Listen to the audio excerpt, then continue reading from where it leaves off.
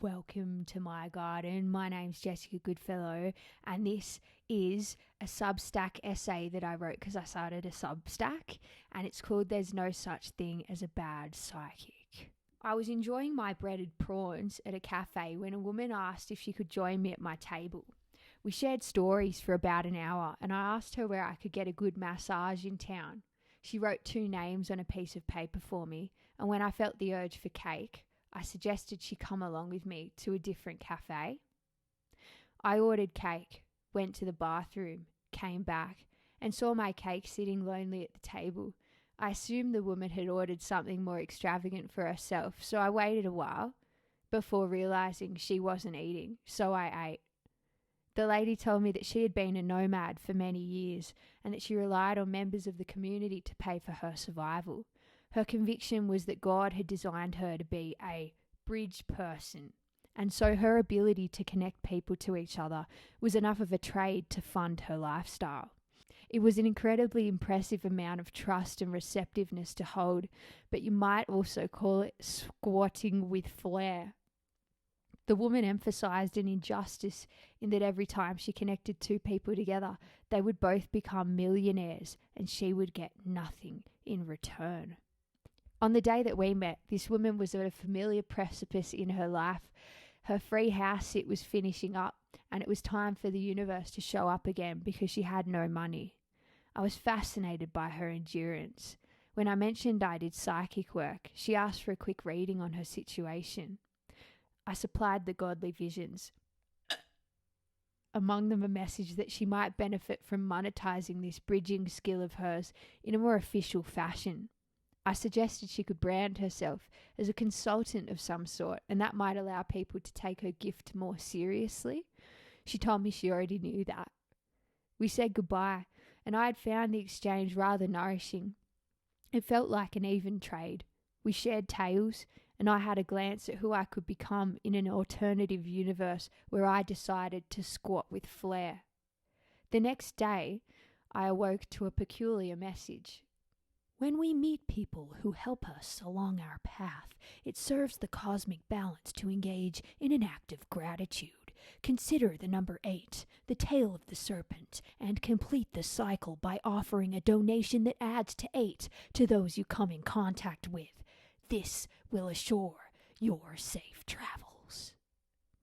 I speak spiritual lingo when I'm in a fun mood. When I'm in an even funner mood, I stop. I replied, "Hey, are you asking for money?" and was met with an onslaught of paragraphs.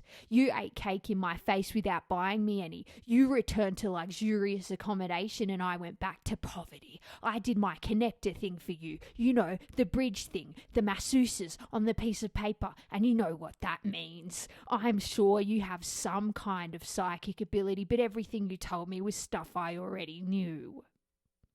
While I now realise that this whole anecdote is quite entertaining in isolation, it was simply my introduction to the following piece. There's no such thing as a bad psychic.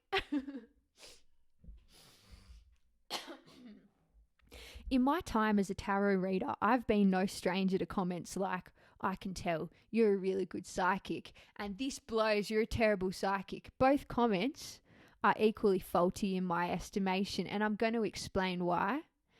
Every person on earth is psychic. It's a muscle you can choose to activate and improve upon if you like. There are no special people. Whether your special ability is seeing things, hearing things, feeling things, you have the same access to source, the Most High, or the signal of intelligence as every other person on the planet. I would suggest that the human is not the psychic. The signal is the psychic. The ability to read that signal is what we call psychic ability. An individual's ability to translate it can be detailed or crude, abstract or demonstrative. Their ability to filter out irrelevance adds to their accuracy. People like Tyler Henry really put on a show with their translation of the signal, and this makes you associate it with their unique gift. But do not be fooled. It's a gift that everybody has the potential for. Everything is a system, and everyone is a system. Inside each system, information varies. Some people are scientifically intelligent, wired to perceive mathematic code. Someone like Robert Edward Grant, who sees the world through the eyes of a mathematician, will receive intuitive pings via that lens. Other people are less earthly and like to channel magical beings. While such beings may appear as separate entities to the channeler, they will always be limited to the conduit that is the channeler's voice, vocabulary, and intellect. You might compare Roxanne Swainhart and Darryl Anker both channeling Bashar to notice how similar essence can have varying outcomes. Yes, Bashar does not belong to Darryl Anker. Additionally, an individual might live aligned with the source so much that they become indistinguishable from it. For instance, when you shuffle a deck of tarot cards, you can defer the wisdom to a spooky outer presence, or you can look at it as your own electric field, causing the cards to shimmy around. You can rely on a guidebook, or you can put it aside and watch what happens if you simply use the cards as an axis of inspiration for your imagination. With trust and time, you could hypothetically wipe your ass and read the toilet paper just like you would read the tea leaves. Reality operates like a giant deck of tarot cards. All of the encounters you experience appear to be individuated occurrences, but are really emanations of one unified field, yours. Whatever your field puts out will be mirrored back to you in a way that meets your worldview. You may benefit from seeing external forces as separate, blamable, and uncontrollable, or you may consider that even the most terrifying demons are created by your own mind. Not in the sense that you are a Looney Tune, but in the sense that you're inconceivably powerful. When it comes to the internet, where psychics channel one to many, the concept of hearing what you need to hear today is much less a matter of finding a skillful psychic reader than it is a matter of you simply being there.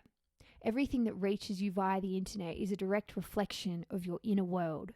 A tarot reader could literally jump behind the camera, pretend to do a reading, and say some shit they just made up, and the magic of the unified field will deliver that message to a person who desperately needs to hear it. The message could be strikingly relevant and helpful, but it would say nothing about the capacity of the psychic reader involved. There's something for everyone in the spiritual circuit. You can find dog psychics, astrologers, scent people, pendulum people, and traditional tarot devotees.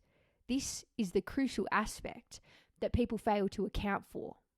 What appears as specialized knowledge would be better recognized as selective trust on the part of the psychic.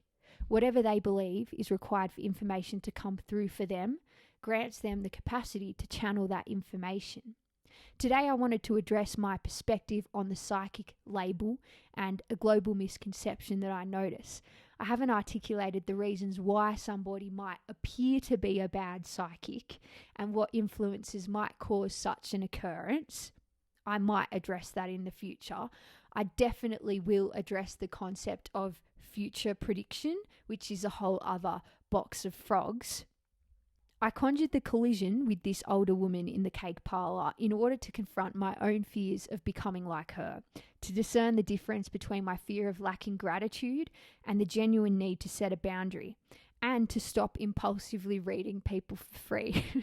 For her, the interaction might have been intended to mirror where she fails to listen to repeated guidance and holds warped expectations. Only one message wanted to come through for her, and it was the one she wasn't acting on. If you don't listen, you won't get any more messages. So while it is possible that I am a bad psychic, it's also certain that I am a massive wanker. And I know that I know what I know. And I know that I'm literally never wrong.